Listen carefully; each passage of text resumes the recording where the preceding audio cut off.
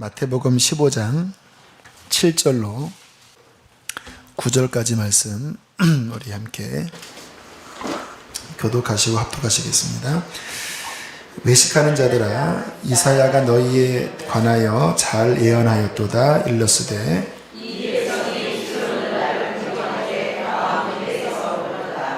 함께 있습니다. 사람의 계명으로 교훈을 삼아 가르치니 나를 헛되이 경배하는도다 하였느니라 하시고. 아멘. 헌금을 위해서 기도하겠습니다. 하나님, 사랑의 마음을 담아 드린 예물을 하나님 받으셨습니다. 하나님께서 주님 저들을 통하여 영광을 받으셨사오니 하나님의 한량없는 은혜로 또한 갚아 주시옵소서.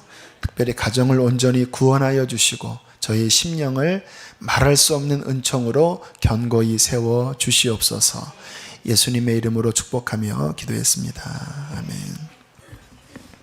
자, 지금 제가 말씀드리는 분들이 어떤 분들인지 한번 상상을 해보세요. 이분들은 일주일에 금식을 거의 2번 정도 하시는 분들이세요. 11조도 뭐 대충 하는 게 아니라 철저하게. 어떤 분들은 사업하시면서 월급에, 그러니까 순수익의 11조를 내야 되냐 아니면 총액의 11조를 내야 되냐 뭐 이런 고민을 하시는 분도 있는데, 이분들은 심지어는 이 야채, 채소를 수확하면 그 중에서도 10분의 1을 뗄 정도로 철저하게 11조 하는 분들이고요. 얼마나 거룩하기를 힘쓰는지 좀 세속적인 사람과는 자리도 같이 안 앉으려고 하는 사람들입니다. 성경 아주 철저히 보고요. 심지어는 필사도 열심히 하는 분들이에요. 안식일 말할 수 없이 철저히 지킵니다. 누군지 아시죠? 예수님 당시에 바리새인들입니다. 그 바리새파는요, 아마 예수님 탄생한 200년쯤 전에 생긴 파인데, 성경대로 철저히 살고 싶어서 결성된 무리들이 바리새파예요. 그래서 이 바리새파의 이름의 뜻이 뭐냐면 분리된 자, 세상과 분리된 자. 우리는 그냥 거룩하게 구별돼서 말씀대로만 살 것이다. 그러한 취지에서 결성된 사람들입니다. 이들에게는 이 신구약 성경뿐만 아니라 또 여러 전통을 세웠는데 613개 조항을 아주 구체적으로 만들었다고 그래요. 안식일에는 어디까지 걸을 수가 있으며, 안식일에 할 수 있는 일의 종류는 무엇이며, 613개 조항을 만들어서 정말 전심을 다하여 그 조항을 지키려고 애썼던 사람이에요. 근데 성경에서 제일 아이러니한 게 뭐냐면요, 그 사람들로부터 예수님은 배척을 당하셨다라는 거예요. 그들이 날마다 묵상했던 말씀의 주인공이 예수님이셨거든요. 그런데 그 본인들이 그렇게 고대했던 메시아가 눈앞에 탁 나타났는데 너무나 예수님을 미워했어요. 얼마나 아이러니합니까? 그분들이 그렇게 고대했던 당사자를 결국 십자가에 못 박아 죽게 했던 장본인들이 바리새인들입니다. 또 예수님도 마찬가지인데요. 예수님께서 가장 책망했던 사람들은 죄인들이 아니었어요. 바로 이 바리새인들, 성경 열심히 읽고 기도하고 금식하고 율법을 철저히 준수하려고 했던 그들을 향하여 주님께서는 이 독사의 자식들아, 이 말이 너무 이거는 부드러운 말입니다. 독사의 자식이 무슨 자식입니까? 여러분, 독사 요만한 조그만 거한테 너는 독사의 자식이구나 이럽니까? 독사의 뭐지요? 네. 독사의 들아. 욕하셨습니다. 대놓고. 어떻게 너희들이 지옥의 판결을 피할 수가 있느냐. 예수님이 가장 근심하신 대상들이 바로 바리새인들이었어요. 참 이해가 안 되죠? 우리는 그러한 사람들이 신앙생활 잘하는 사람들이잖아요. 그런데 왜 예수님과 이들은 왜 극과 극을 달리는 그러한 갈등 가운데 있었을까? 자, 오늘은 우리가 복음서를 보면서 이 부분을 잘 살펴보기를 원합니다. 여러분, 이 부분이 이해가 되어야 실은 복음서가 해석이 됩니다. 왜냐하면 마태, 마가, 누가, 요한복음의 그 장면에 대다수의 장면은 바리새인들, 서기관들과 예수님이 대치하는 장면들입니다. 자, 어떠한 부분 때문에 예수님과 그리고 바리새인들이 부딪혔는지를 좀 성경을 토대로 해서 살펴보기를 원합니다. 자, 좀 9장을 함께 살펴보실까요? 마태복음 9장으로 넘어가겠습니다. 자, 9절로 13절까지를 보면, 자, 예수님과 바리새인들의 이 갈등 상황을 잘 표현을 해주고 있는데요. 제가 먼저 9절을 읽겠습니다. 예수께서 그곳을 떠나 지나가시다가 마태라 하는 사람이 세관에 앉아 있는 것을 보시고 이르시되 나를 따르라 하시니 일어나 따르니라.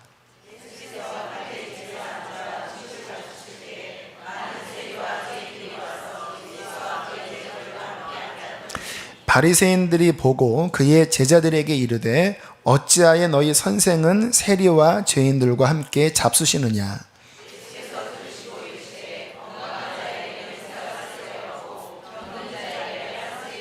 함께 했습니다.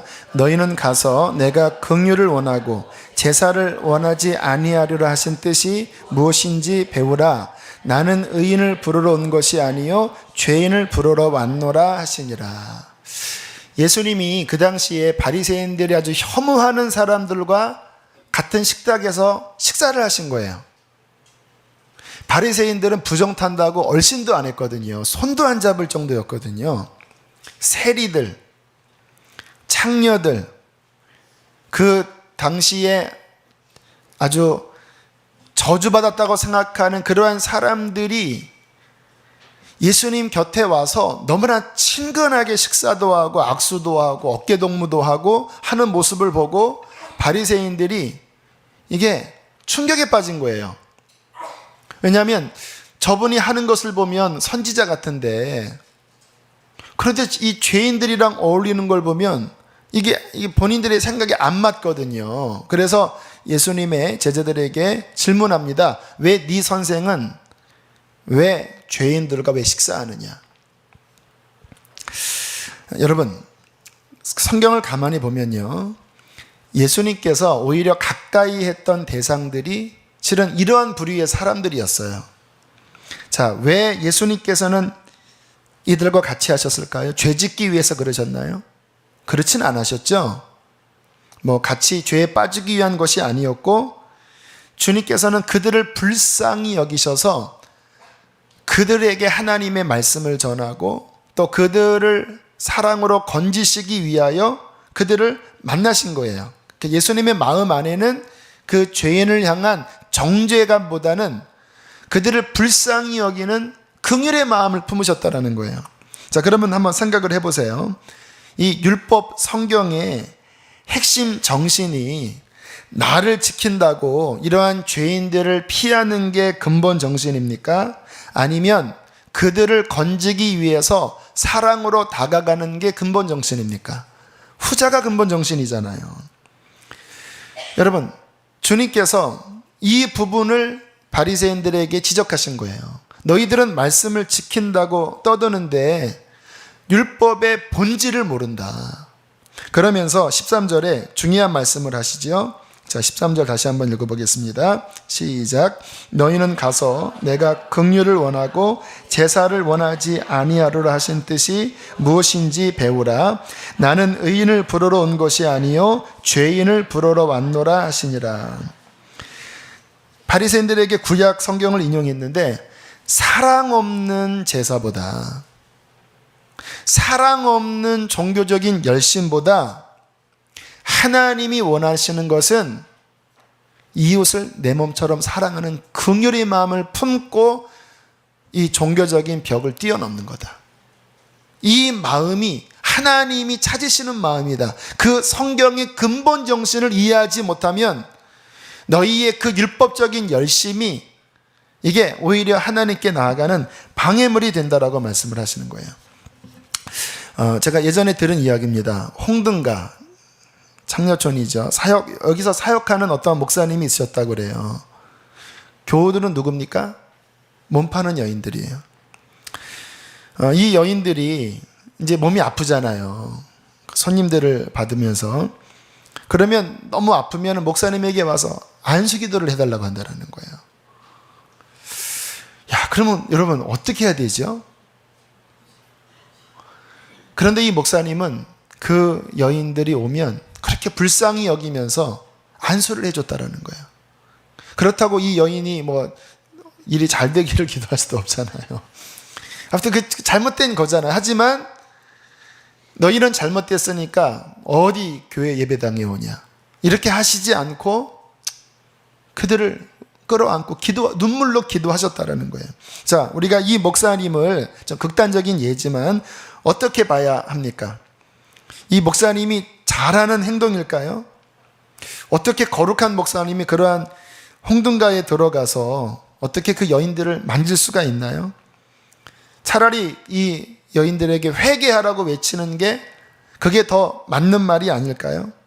그게 맞을 수도 있습니다. 회개를 외쳐야 되겠죠. 그러나 한번 생각해 보세요. 이 목사님은 그들을 불쌍히 여겼습니다. 그리고 이들의 영혼을 사랑했어요. 회개를 외치는 게 맞긴 맞아요. 그러나 사랑 없이 정죄하듯이 회개를 외치는 게 하나님 보시기에 옳겠습니까? 그들을 불쌍히 여겨서 그들을 위해서 기도해주고 그들을 위해서 우는 것이 하나님 보시기에 더 옳은 것이겠습니까? 여러분, 복음서 내내 마태, 마가, 누가, 요한 복음 가운데 예수님이 이 바리새인과 대치된 내용이 바로 그거였어요. 너희는 사랑 없이 율법의 이 조항들만 외친다. 안식일에 내가 병자를 고쳐주었는데 너희들은 왜 안식일에 일을 하냐? 그렇게 나한테 따진다. 생각해봐라. 너희의 양과 소도 안식일에 구덩이에 빠져서 죽어가면 그 양과 소 생명 건지려고 건지는데 수십 년 동안 사탄에게 매인 이 여인을 내가 사랑해서 살렸는데 이게 안식일의 근본 정신인데 너희는 왜 나를 정죄하느냐? 근데 바리새인들은 뭐에 그렇게 눈이 씌었는지 그냥 법이 중요한 거예요. 법이. 안식일에는 일하면 안 된다 이거예요. 왜 병을 고치냐 이거예요. 왜 일을 하냐 이거예요. 다른 날도 있는데. 그러니까 주님께서 일부러 안식일에 더 많이 고치셨어요. 그래서 여러분, 주님께서 우리에게 원하시는 것은요, 긍휼, 아버지의 마음, 사랑의 마음을 품는 것입니다. 이것이 율법의 본질이에요.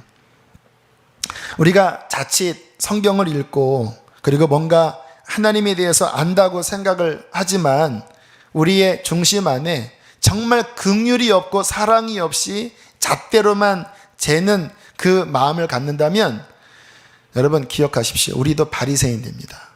바리새인은 예수님이 가장 저주하셨던 사람들이에요. 천국 못 가는 사람이 되는 거예요. 어떤 장로님이 그런 이야기를 하시더라고요. 주일날 성가대석에 어떤 청년이 앉아 있는데 눈이 펄개서 그렇게 성가대석에 앉아 있다라는 거예요. 여러분, 사람이요, 가만히 보면 이 자기 경험대로 해석을 합니다. 그 눈이 벌건 청년을 보고 속으로 아니 쟤는 왜 술 먹고 와서 교회에 앉아 있냐? 왜 그런 생각하는지 아시죠? 본인이 옛날에 아마 그랬던 것 같아요. 자기 앵글대로 보는 거예요. 건방지게 어디 술 먹고 이 거룩한 성가대석에 앉아 있냐? 계속 불편했대요. 나중에 알고 보니까 술 먹은 게 아니라 가정이 어려워서 밤새 일하고 와서 벌건 눈으로 성가대 한 거예요. 그거를 알고는요, 얼마나 미안했는지 정말 회개를 하셨다 그러더라고요. 여러분, 우리가 주님의 마음을 품지 않으면요, 우리가 옳다라고 생각하는 그 잣대가 오히려 사람을 죽이는 칼처럼 될 수가 있는 것입니다. 자신에게 한번 물어보세요. 나는 사랑 없이 판단을 앞서는 사람인가? 아니면 사랑을 가지고 그 사람을 하나님 앞에 세우려 하는 사람인가? 지난 월요일 날 그 지방 교역자 회의가 있어서 회의에 참여했습니다. 제가 어제 새벽 기도 때 그 예화를 드렸는데요. 우리 지방 후배 목사님 한 분이 제게 오셔서 어떤 이제 문의를 좀 하시면서 본인의 힘든 이야기를 하시더라고요. 몇 달째 월급을 받지 못하고, 그리고 이제 이 교역자 회의를 나오면서 내가 이 회의를 끝나면 생업전선에 나가야 하는가? 이 심각한 고민을 가지고 나오셨다라는 거예요. 그러면서 여러 가지 좀 어려움들을 이야기를 하셨는데 제가 목사님에게 그렇게 권면을 해드렸습니다. 목사는 기도해야 합니다. 힘드셔도 목사는 기도해야 합니다. 그리고 하나님과 씨름해서 결정을 보셔야 된다고. 그렇게 일하기보다는 기도하라고 그렇게 말씀을 드렸어요. 그게 100% 맞는 말은 아닙니다. 사도 바울은 텐트메이커였잖아요. 본인은 일하면서 사역했잖아요. 제가 드리는 말은 제 경험이고 제가 이해하는 부분이에요. 또 제가 생각하기에 그 목사님이 이 상황을 좀 영적으로 풀어나가면 좋겠다 싶은 마음이 들었기 때문에 그러한 권면의 말씀을 드렸습니다. 자, 그러나 제가 그 말만 하고 만다면 저는 하나님 앞에 진짜 몹쓸 죄인입니다. 진짜 바리새인이에요. 목사님 일하지 마세요. 기도만 하세요. 이 말만 하고 끝냈다면 저는 나쁜 사람입니다. 제가 그래서 고민이 됐습니다. 어떻게 해야 되나. 그래서 그 다음날 어제지요. 새벽에 이 이야기를 하고 혹시 마음에 감동되는 분이 있다면 좀 헌금을 하시라고 했더니 아무튼 우리 교우도 하셨나, 아무튼 타교도 하시고 하여튼 새벽 교인들이 있으세요. 우리 교회에 새벽에 나오시는 한 반 이상이 새벽 교우들이 계시거든요. 이제 아무튼 한 두 분이 헌금을 하셨어요. 그리고 제가 또 사용할 수 있는 금액이 있어서 또 제가 어느 정도 보태서 이름 밝히지 않고 천사라고 하는 명목으로 목사님에게 붙여드렸습니다. 근데 마음이 너무 좋더라고요. 왜냐하면 하나님이 기뻐하시는구나. 어떤 분의 아픔과 어려움을 들었을 때 또 워낙 어려운 분들이 많으니까 그냥 이렇게 지나칠 수도 있지만 제 마음에 목사님에게 진리로서 권면을 했지만 그것으로 끝나지 않고 긍휼한 마음을 품은 거예요. 그리고 내가 조금 희생이 돼도 뭔가 도울 수 있으면 도우려고 했던 그 마음을, 그 중심을 하나님께서는 기뻐하시는구나. 왜? 그게 성경에서 말씀하시는 율법의 본질이기 때문에 그렇습니다. 바로 여러분 이 부분이 율법주의적 바리새와 바리새인 마음과 예수님이 말씀하셨던 그 율법의 본질인 이 사랑의 마음의 차이예요. 중심에 사랑이 있느냐, 사람을 사랑하느냐, 그를 향한 긍휼의 마음이 있느냐.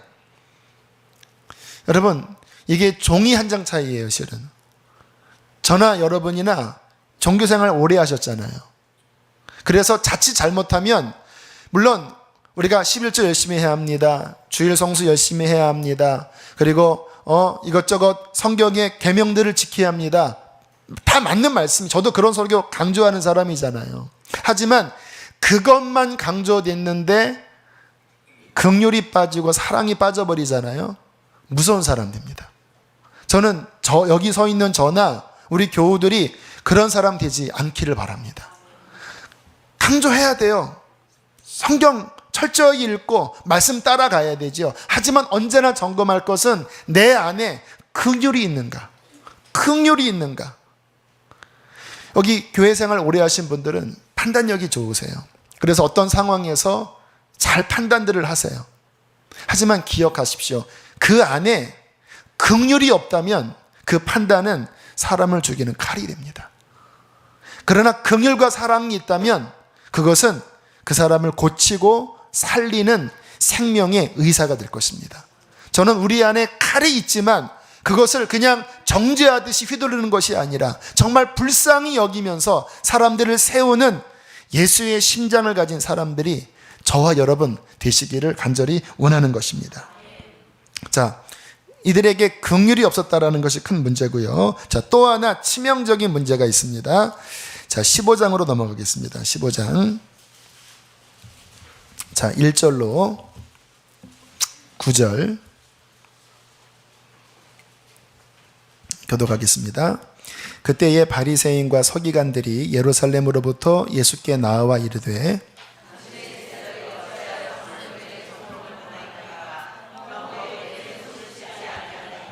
대답하여 이르시되 너희는 어찌하여 너희의 전통으로 하나님의 계명을 범하느냐.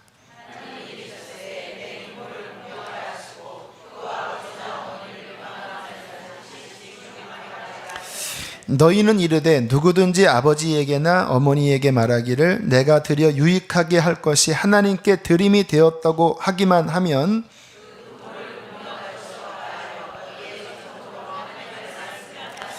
외식하는 자들아 이사야가 너희에 관하여 잘 예언하였도다. 일러스되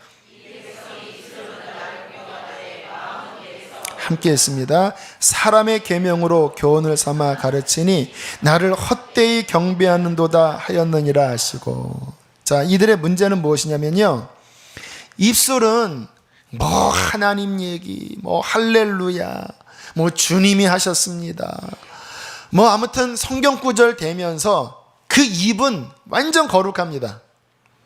근데 하나님은 입술을 보시는 게 아니라 중심을 보시잖아요. 마음은 하나님에게서 멀리 떨어져 있는 거예요. 마음속에는 하나님이 안 계신 거예요. 그 마음 안에는 자아가 가득하고, 자아는 무엇을 추구합니까? 세상 추구하거든요. 그러니까 자아가 가득한 사람은 결국 마음에 뭐를 사랑하냐면 세상을 사랑합니다. 자기 명예와 영광을 사랑해요. 물질을 사랑합니다. 자아는 돈 사랑해요. 돈. 왜? 돈이 자아 추구하는데 아주 얼마나 큰 역할을 합니까? 입술로는 뭐 기가 막힌 말을 해요. 그러나 내 마음의 경향은, 내 마음에 정말 사랑하는 대상은 하나님이 아니에요. 세상이에요. 돈이에요. 자기 영광이에요. 주님께서 말씀을 하시는 겁니다. 입술로는 나를 공경하지만 너희들의 마음은 내게서 너무나 멀도다. 여러분, 자 보세요. 이게 굉장히 참 헷갈린 상황인데요. 겉으로는 종교인이에요. 철저하게 성경 지키려고 하고 성경 딸딸딸 암송해요. 근데 요 속에는 하나님에 대한 사랑이 없어요. 자기로 가득해요. 그런데 종교인이니까 하나님께 제사하고 예배드리고 봉사하고 하잖아요. 자, 이때 마음은 하나님에 대한 사랑이 없는데 봉사를 할 경우 과연 그 봉사가 하나님이 받음심직할 만하게 잘 진행될 수 있을까요? 잘 한번 생각을 해보세요. 제가 몇 번 이야기한 건데, 사람이 이 먹을 것 때문에 상처받으면 오래 가는 것 같아요.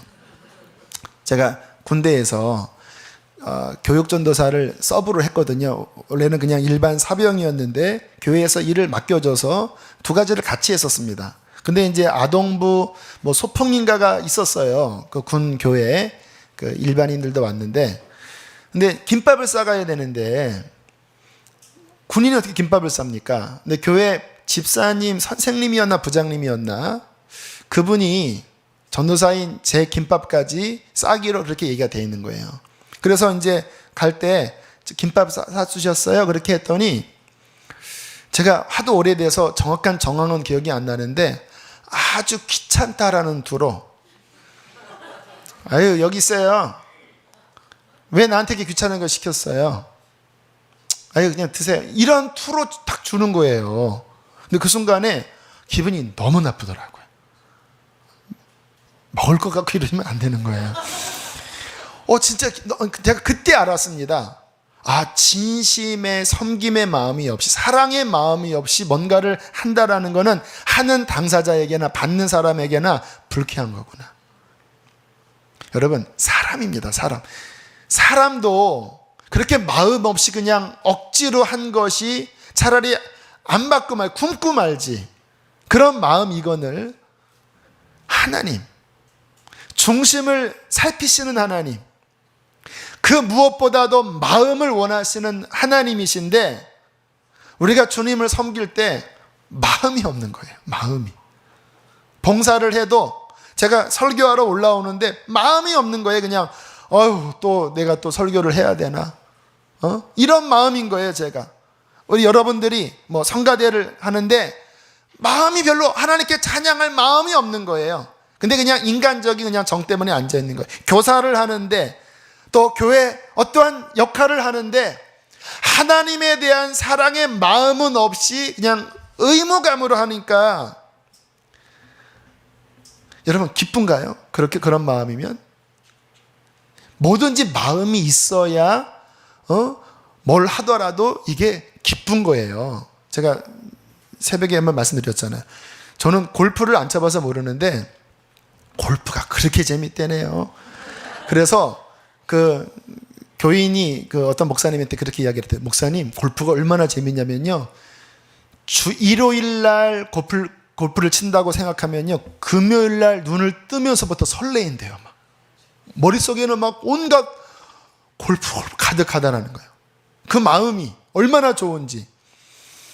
여러분, 그 마음이 골프를 치더라도 좋으면 그냥 온통 가 있어요. 근데 하나님 앞에 예배할 때 그런 마음인가 생각을 해보시는 거예요. 주님 앞에 예배드리러 나오는 그 마음이 골프 정도는 아닐지라도 그래도 기쁜 마음으로 내가 주님을 섬길 때, 나 같은 자가 어떻게 이 하나님의 귀한 일을 하냐, 나 같은 죄인이 이 세상에서 지금 저 어디서 캐바레에서 막 이렇게 하고 있을 사람인데, 내가 어떻게 거룩한 몸된 교회에 하나님을 섬기냐, 불러주신 것만 해도 감사하다. 이 마음으로 감사하고 기쁜 마음으로 나오느냐, 아니면 또 이런 거를 그냥 안 했으면 좋겠고 그냥 그러니까 자꾸 짜증이 나오고 자꾸 인간의 혈기가 나오고 이런 마음으로 한다고 하면 여러분, 하나님께서 그 봉사를 받으시겠습니까? 마음 없는 봉사를 받으시겠습니까? 바리새인은 누군지 아십니까? 겉으로는 의무감으로 철저히 하려고 해요. 하지만 마음 속에는 하나님에 대한 사랑이 없는 거예요. 구원의 감격 그거 없는 거예요. 감사가 없는 거예요. 이 백성이 입술로는 나에게 가깝지만 그 마음은 내게서 멀도다. 그러니까 인본주의다, 인본주의. 하나님의 말씀대로 하는 게 아니라 겉으로는 그런 것 같지만 내면으로 들어가면 인본주의로 가득한 거예요. 인간의 판단, 인간의 정죄, 인간의 어떠한 기준들 이런 눈으로 바라보니까 그냥 힘들고 싫은 마음이 가득한 거죠. 여러분, 우리 주님께서는요, 많은 예물과 많은 헌신을 실은 바라지 않으세요. 주님이 진짜 바라는 건 뭐냐면요, 이 단돈 10,000원, 20,000원을 드릴지라도 정말 내 속에서 우러나오는 마음으로 드릴 때 그 예물은 하나님께 기쁘게 드려질 향기로운 제사가 됩니다. 그 마음을 보시는 거예요. 마음.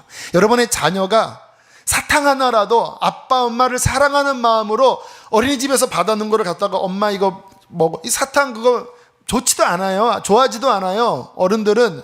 그렇지만 그 아이의 마음을 담아서 본인에게 몫으로 들어온 것을 떼서 엄마 이거 먹어 하면 여러분 마음을 받는 거 아니겠습니까? 하나님께서 우리에게 찾으시는 본질은요, 겉이 아닙니다. 그 속에 하나님을 향한 마음이에요. 그것이 충만하면 하나님이 축복하십니다.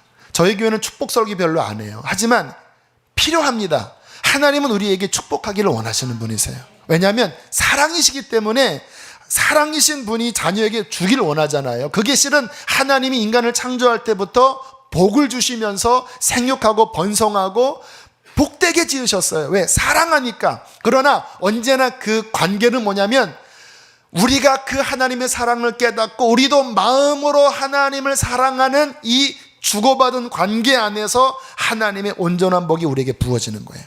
이 부분도 제가 이야기를 했지만, 제가 목사 한 수 받기 전 4월 달에 안수를 받았는데 그 전 2월 달에 이제 감리교는 지방회라고 하는 1년에 한 번 있는 그 지방회의가 있습니다. 그때 이제 성찬을 하는데 저는 우리 감리교회에 좀 제가 보기에는 시선 개선되어야 될 점이 이 담임전도사, 그러니까 3년을 해야 안수를 받거든요. 그러니까 담임자인데 전도사예요. 3년을 해야 안수를 받아요. 근데 세례권과 성찬 집례권을 안 줘요. 이게 뭡니까, 담임자가. 그러니까 3년 동안 성찬을 제대로 못하니까 너무 막 갈급했어요. 그런데 2월 달에 드디어 성찬을 하는 거 아닙니까? 막 마음이 설레더라고요. 막 설레니까 헌금을 드리고 싶더라고요. 제가 이렇게 지갑 열었을 때 아마 2만 원이 아마 전 재산, 그 지갑에 있는 전부였던 것 같아요. 근데 그거를 기쁨으로 꺼냈습니다. 그리고 봉투에 넣고 그리고 헌금을 했어요. 그리고 막 눈물 가운데 성찬을 받았어요. 얼마나 감격스러운지. 정말 은혜가 충만했습니다. 왜? 하나님을 사랑했기 때문에. 근데 어떻게 보상이 왔냐면 그거 끝나고 지방교역자들 윷놀이 척사대회가 있었는데 거기에 가서 제가 떨어졌어요. 척사대회에. 그래서 돈을 저는 못 받았거든요. 근데 우승한 목사님이 그 노인 어르신 목사님이신데 저랑 친하지도 않아요. 근데 그 봉투를 딱 봤더니 이거는 내게 아니야. 그거 누구 줄까? 강전도사 가져. 딱 열어보니까 20만 원이 들어있는 거예요. 10배. 그 이야기를 박보영 목사님 같은 지방이었는데 그 이야기를 했더니 박 목사님이 하나님 마음 잘 아시는 분이잖아요. 하나님은 그러한 마음이면 100% 축복하십니다. 100%. 제가 그랬거든. 너무 갈급해서 정말 눈물로 성찬을 받고 제가 가진 거 이렇게 마음 다해 들었는데 20만 원이 들어왔다 했더니 하나님은 그 마음 기쁘게 받으신다고. 여러분, 주님이 찾으시는 게 뭔지 아셔야 돼요. 마음이에요, 마음. 여러분도 여러분 부부관계에 있어서 부모 자식 관계에 있어서 뭐를 원하십니까? 마음 원하잖아요, 마음. 하나님이 우리에게 찾으시는 것은 마음. 하나님 앞에 사랑의 마음을 드리세요. 성경에 하나님께서 왜 다윗을 그렇게 기뻐하셨는지 여러분 아시죠? 제가 성경을 가만히 보니까 다윗만큼 자발적으로 하나님을 사랑함으로 헌신했던 사람이 없더라고요. 보통 하나님 뭐 하라고 하니까 그 다음에 이렇게 하는 정도거든요. 훌륭한 사람도. 그런데 이 다윗 같은 경우는 이게 넘쳐버렸습니다. 그래서 법궤도 하나님이 가져오라고 하지 않았는데 막 가져올 때 막 춤추면서 기뻐하고, 성전을 하나님이 지으라고도 안 하셨는데 본인이 막 앞서서 막 성전 짓고 싶다고. 근데 결국 하나님이 노하셨잖아요. 그런데 역대하를 보면요, 역대상을 보면 다윗이 본인이 성전 짓지 못하지만 성전 지을 모든 것들을 다 완비해 버립니다. 거기에 다윗이 드린 헌금 액수를 보면요, 지금의 거의 수조 원이라고 하더라고요. 엄청난 금과 그리고 목재와 그리고 그 성전 지을 그 설계도까지 다 기도해서 받아갖고 솔로몬은 그냥 이렇게 그냥 본인이 이렇게 한 것밖에 없습니다. 준비는 다 다윗이 했어요. 그리고 다윗이 제사 예배 드릴 때도요, 보통 구약의 모세의 성막은 가장 중요한 그 제도가 뭐냐면 지성소가 있고 지성소 안에 법궤가 있고 지성소와 성소 사이에 두꺼운 휘장으로 가려서 대제사장도 여기 함부로 못 들어가요. 잘못 들어가면 죽어요. 이게 원래 성막의 원형이거든요. 근데 다윗이 만든 성막은 이 지성소에 이 장막이 없어요. 이 휘장이 없어요. 그냥 곧장 법궤입니다. 거기에 다윗은요 24시간 하나님께 찬양하고 예배하는 24시간 365일 기도 제사장 순번을 만들어버린 거예요. 억지로 했다고요? 아니요. 너무 사랑이 넘쳐서 어떻게 이 거룩하신 하나님 앞에 우리가 끊임없이 찬양하고 끊임없이 기도하고 끊임없이 예배할까. 그리고는 다윗은 틈만 나면 그냥 그 다윗의 장막에 들어가서 법궤 앞에서 그냥 찬양하고 그냥 주님 바라보는 거예요. 그리고 시편 27편에 뭐라고 고백합니까? 내가 주께 구하였던 한 가지 일, 내가 한 가지 나의 소원이 있는데 그것은 여호와의 장막에 거하여 여호와의 성소에 아름다움을 내가 앙망하는 것입니다. 내가 다른 궁전에서 천다니는 것보다 주님의 성전에서, 주님의 장막에서 한날 문지기를 것 난 더 좋습니다. 막 그러한 주님을 사랑하는 마음이 넘치는 거예요. 그래서 주님이 구약 가운데 다윗을 가장 높이십니다.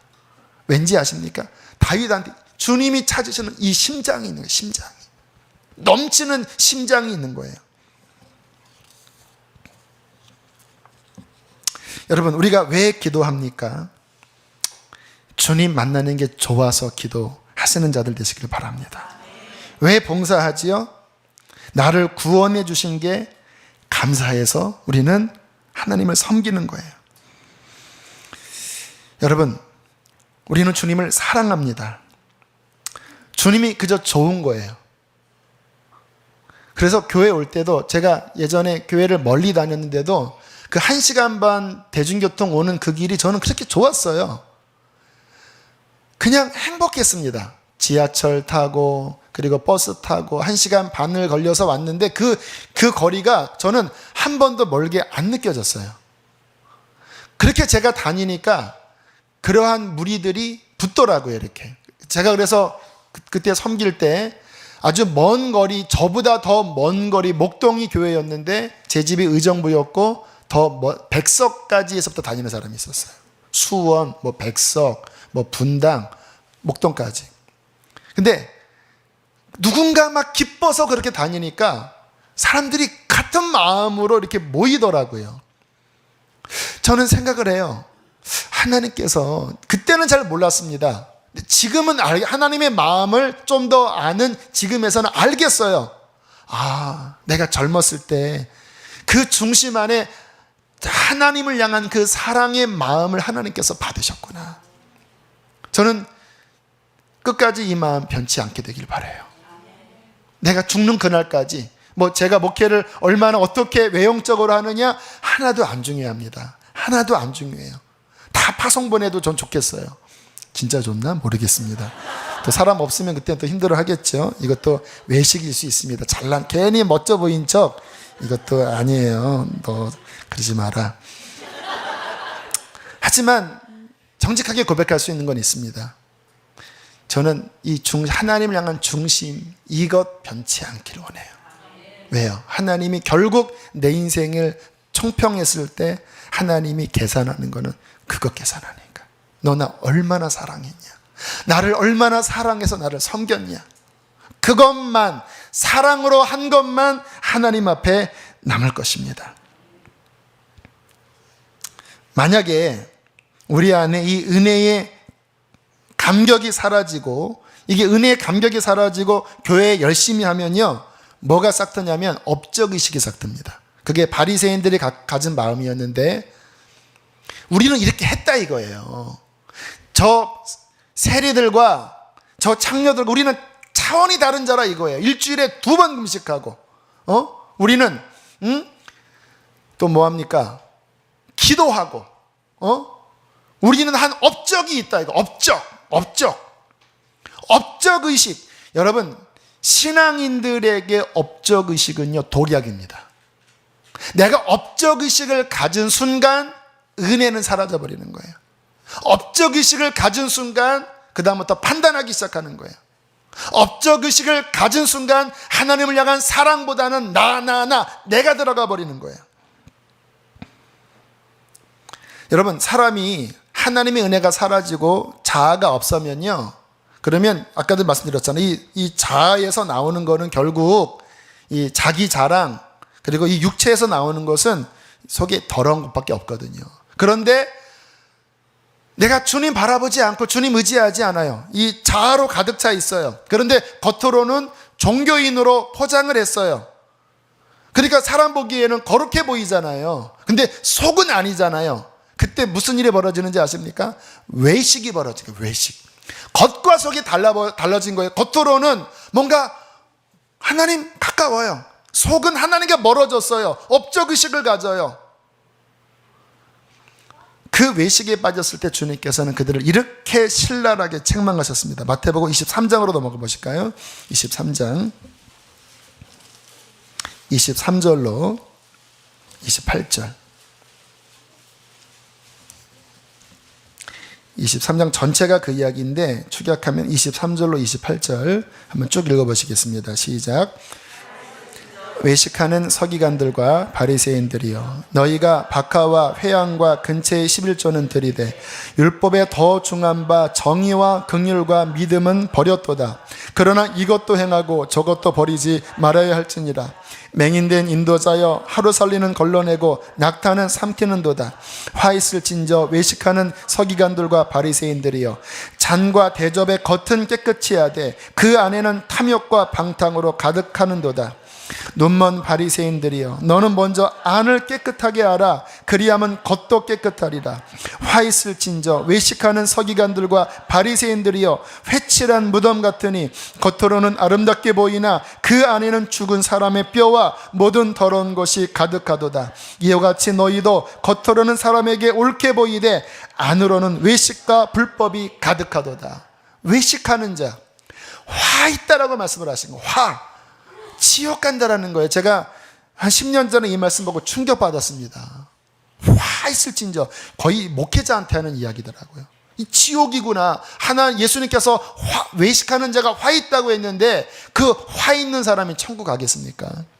겉과 속이 달라버리는 거예요. 왜? 내 속에 예수가 없고 자아가 가득 차 있으니까. 우리의 참된 신앙생활은 속이 변화되어야 합니다. 우리 속에 예수 사랑으로 채워져야 합니다. 예수님의 긍휼로 채워져야 합니다. 종교인 되면 안 돼요. 내 속은 하나님과 멀어져 있으면서 종교적으로 그럴듯한 포장하면 안 돼요. 차라리 그럴 바에는 창녀가 더 나아요. 나는 죄인입니다라고 정직하게 고백할 수 있는 사람이 훨씬 나아요. 저는 저희 아이들을 키우면서 고민하는 게 있어요.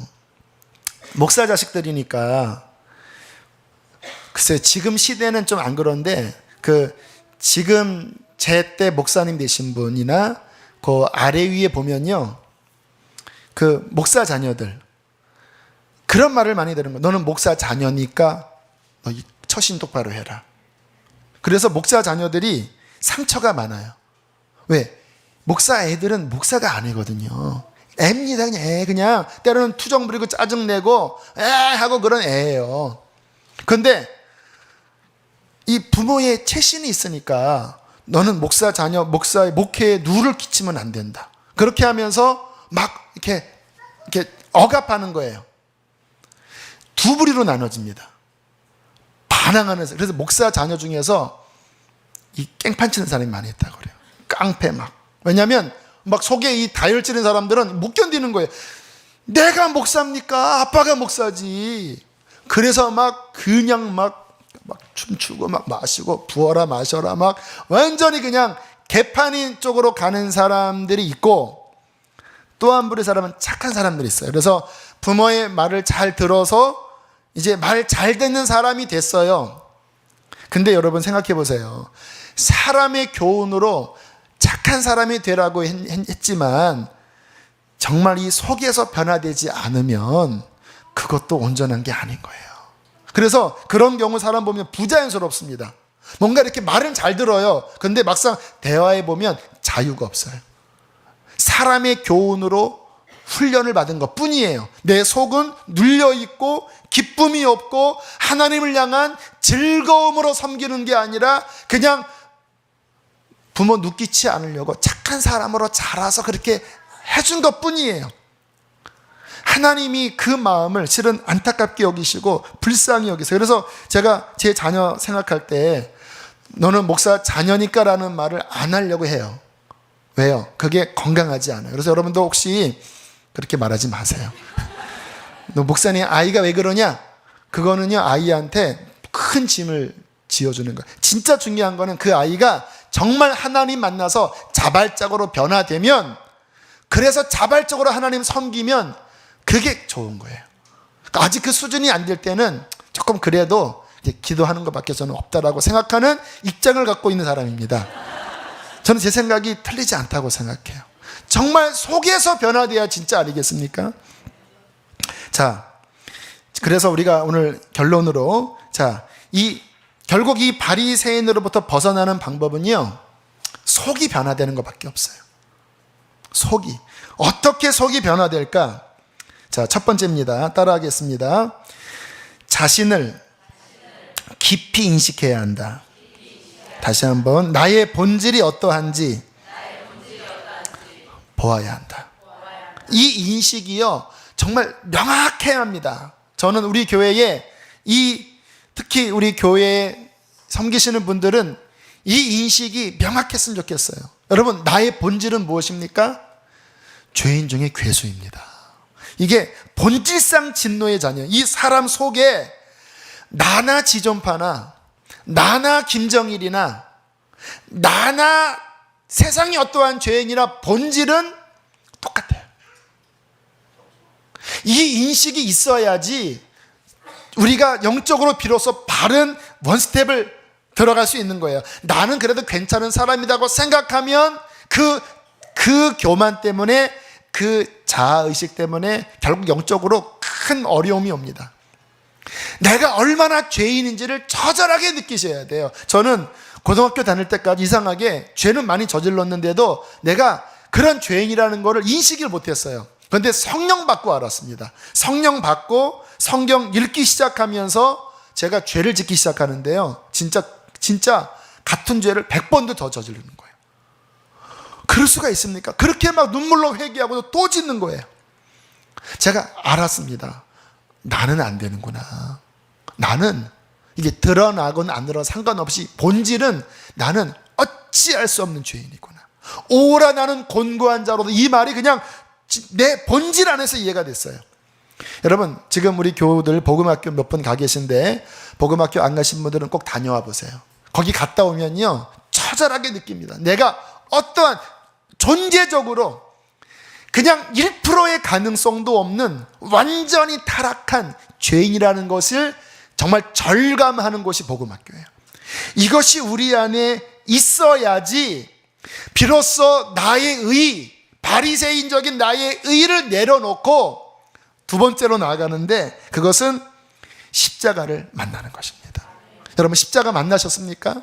눈물 찔끔 흘린 게 십자가 만난 게 아니에요.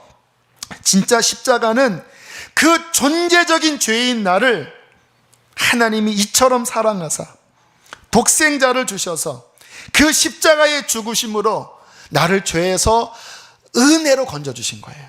내 의의가 0.0001%도 있지 않고 나는 완전히 절망이었는데 하나님의 한량없는 은혜와 사랑으로 나 같은 죄인을 그 아들의 희생으로 건져주신 거예요. 이게 딱 대비되는 순간 우리는 납작 엎드렸습니다. 그리고는 하는 고백은 뭐냐면, 하나님 은혜를 은혜로소이다. 하나님 감사밖에 없습니다. 나의 나 된 것은 하나님의 은혜입니다. 하나님 감사합니다. 하나님, 어떻게 나 같은 자를, 하나님 감사합니다. 하나님 감사합니다. 어떻게 내가 이렇게 설교를 해요? 어떻게 나 같은 자가, 어떻게 여러분 같은 자가 하나님을 예배할 수 있어요? 우리에게서 난 거냐고요? 아닙니다. 하나님이 우리를 긍휼히 여기셨습니다. 이 나의 처절한 죄인됨을 알고 하나님의 한량한 은혜를 알면요, 이 사람은 구원의 감격에 들어가요. 구속의 기쁨, 하나님이 나 같은 자를 건져주신 그 감사. 그래서 예배당 나올 때 그냥 달려오는 거예요. 왜? 어떻게 나 같은 자가 하나님을 예배합니까? 어떻게 나 같은 자가 용서받았습니까?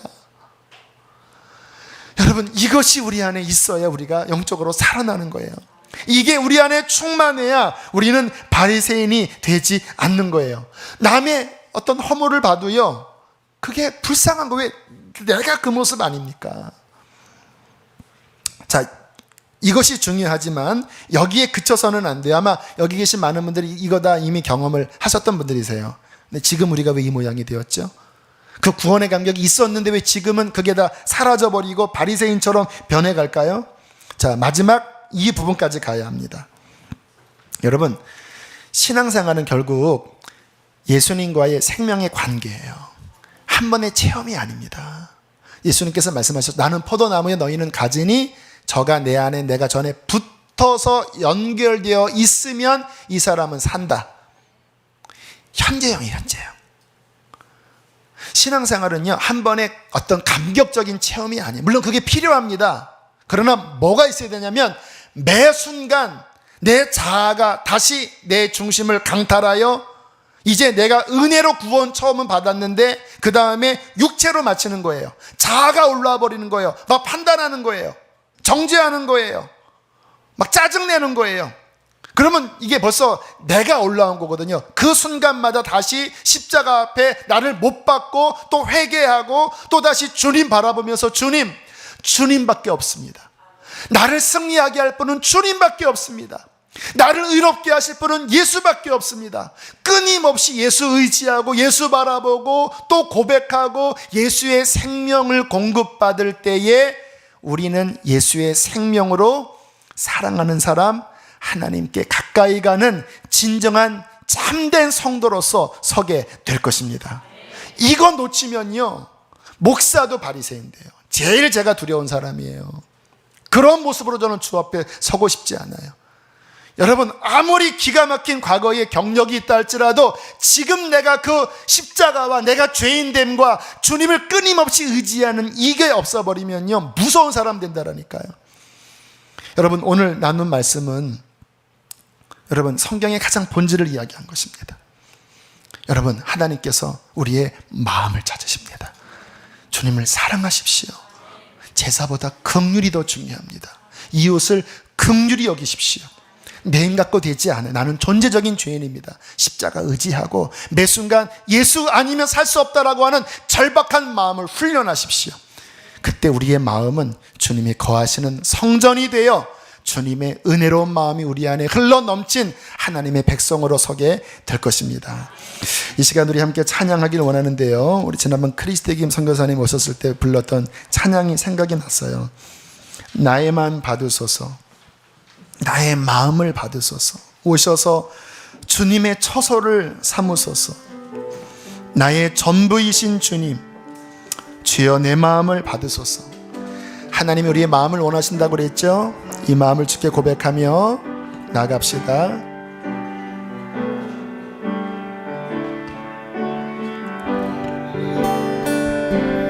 나의 마음 받으소서.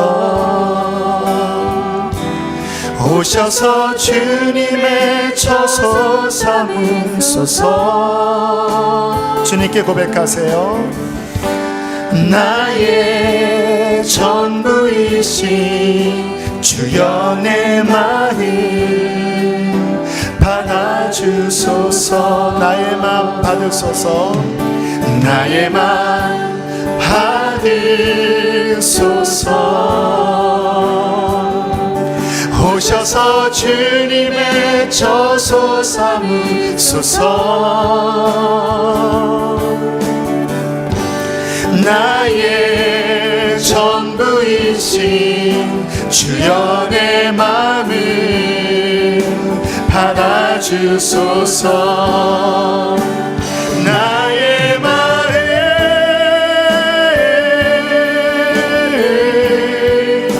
주님께 열었으니 주여 내게 오셔서 내 맘에 거하여 주옵소서. 주가 기뻐하는 주의 성전 되게 하소서. 나의 맘 받으소서. 오셔서 우리의 연약한 마음 안에 오직 주님께서 오시도록 고백합시다. 나의 전부이신 나의 전부이신 주여 내 마음을 받아. 오 나의 마음을 주님께 열었으니 나의 마음을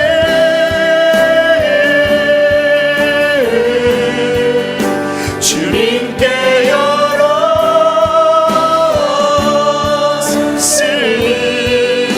주여 내게 오셔서 내 맘에 거하여 주옵소서. 주가 기뻐하는 주의 성전 나의 마음을 나의 마음을 주님께 열었으니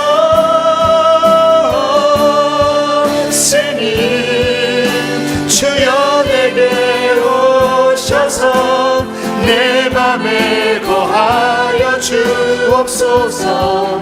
주가 기뻐하는 주의 성전 되게 하소서. 나의 맘 받으소서. 오셔서 주님의 저소 삼으소서. 주님 사랑하길 원합니다. 나의 전부이신 주여 내 마음이 받아주소서. 함께 이 시간 우리 사랑을 확인합시다. 하나님, 당신을 더 사랑하기를 원합니다. 이 백성이 입술로는 내게 가깝지만 너희 마음이 어디 있느냐 물으실 때에 하나님, 나의 마음이 당신 안에 있습니다. 하나님, 그렇지 않은 모든 것들을 다시 한번 깨트려 주시고 나의 영적 교만함과 나의 자기의 의와 바리새인적인 마음들을 하나님 이 밤에 깨트려 주옵소서. 오직 내 안에 예수의 심장만 품기를 원합니다. 주님만을 붙잡기를 원합니다. 하나님의 사람 되게 하여 주옵소서. 주여, 크게 세 번 부르고 기도하시겠습니다.